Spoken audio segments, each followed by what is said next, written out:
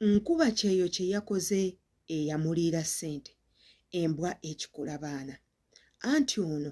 baamumezeseza obukyala ku mumwa ewalina okubeera emimwa baataddewo bitundu bya kyama eby'omukyala era gwe wenna bw'obanga obadde okyalya ssente z'abankuba kyeyo osaanye olabye akatambi kano wabula nga naawe bw'oba oli nkuba kyeyo nga gwe obadde osindika ssente ne bazikulyako naawe kana akatambi kako yenze Sheila Adita subscribinga ku YouTube channel yange kwata ku kade nga buli video yonna gye ntekayo ekutuukako bulungi ate era teweerabira commentinga gy'oko mu commentinga gye tukoma okumanya endowooza yo ayagala okutumirako ensindikira message nja kuba enkikola mu bunnambiro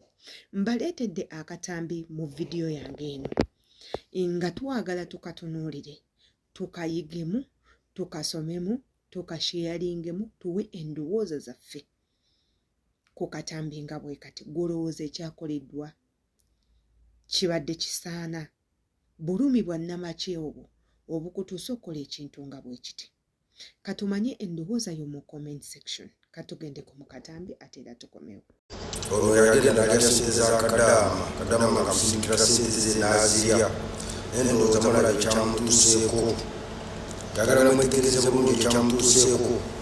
oluvaawo nga mugamba abanyalugumu be baakoze kino nedda bano si banyalugumu si be baakoze kino bwe mutaaddeko okulya ssente z'abankuba kyeyo n'ebirala bikyajja zembagambye abasinga mwenna mwalabye akatambi ako kubanga kali ku mitimbagano era nga nsuubira mwenna kaabatuuseeko bulungi ye mwana mulenzi bw'atyo bw'afaananye bwe batyo bwe baamugemye bwe batyo bwe baamukoze abamu muyinza okuva ne muŋŋamba ebyo tebisoboka tewali muntu asobola kukola kintu ng'ekyo era mmwe muyiiya biyiiye era muli mu bigambo oyina obukakafu oli mutuufu siina bukakafu bulumiriza vidiyo eno gye nkoze wabula ate tujjukire nti twali tulabyeko obutambi obufaanaanyiriza bwe butyo omuvubuka eyalya ssente za nkuba kyeyo ne bamufuula embwa omuvubuka eyakafa recent lwakulya ssente za nkuba kyeyo nabaterayo akatambi mu mwaka oguwedde maama Kiyumba bwe yalya ssente z'akadaama n'amala n'amuwaayo mu mikono gya poliisi ne bamala ne bamudipootinga n'adda e Uganda oyo yafiirawo n'omwana we kansuubira nti ebintu byonna bigenda mu maaso mujja mubiyiga mu kyova olaba mbagamba nga tonnaba kuwakana nga tonnaba kwogera bigambo bingi nga tonnaba kusabukasabuka naggamba nti ekyo tekisoboka sooka olabe ku biki ebigenda mu maaso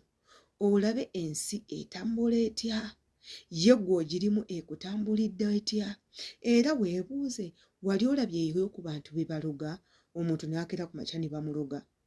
ne bamukuba ekinaanansi ne bamubeza obusajja mu kyenyi ne bamuteekako ebitundu by'ekyama nga ggwe olabye ono omwami nti ye ebitundu by'omukyala bye bimuli ku mumwa gwe era weebuuzeeko ku byalo gy'obeera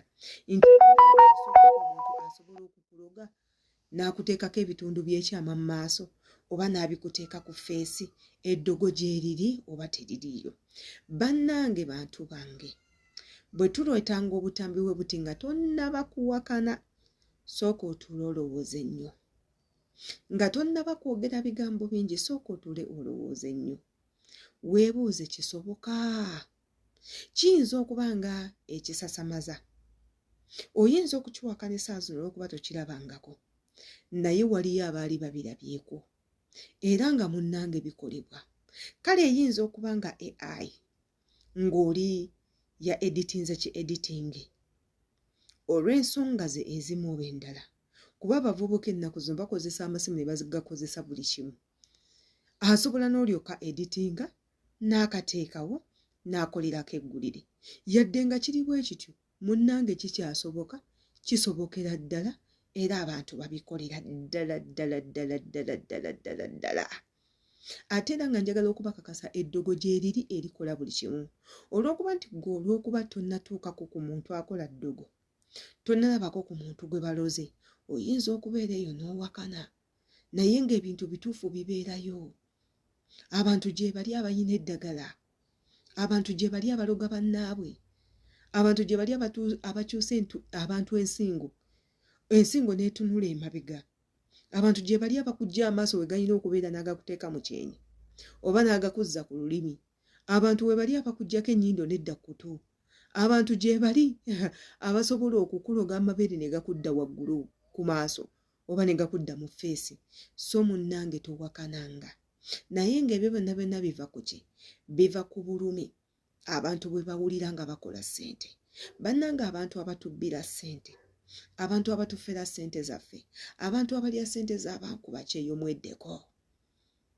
Bannange bannammwe bayita mu bulumi okukola ssente ezo. Bannammwe bayita mu buli mbeera,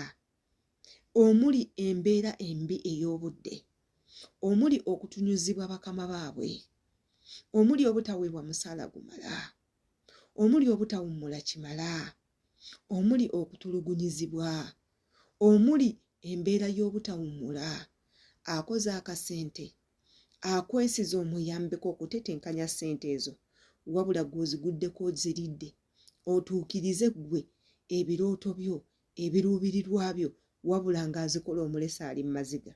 Si oyo yekka, abantu bangi nnyo batulidde ssente, n'ogenda ew'omuntu akuyambe n'akuggyako ssente obuwanana n'afundikira nga takuyambye, ssente n'azirya naawe n'oviiramu awo. Bwe mutuleetera egyo emitima emibi, era nze nga Adita sikirinaako buzibu olw'okuba oyo omwami baamukoze bwe batyo. Njagala n'abalala bayigire ku gye. Ate ggwe alabye akatambi kano olowooza ki? Kamanye endowooza yo mu comment section. Mpaagala nnyo.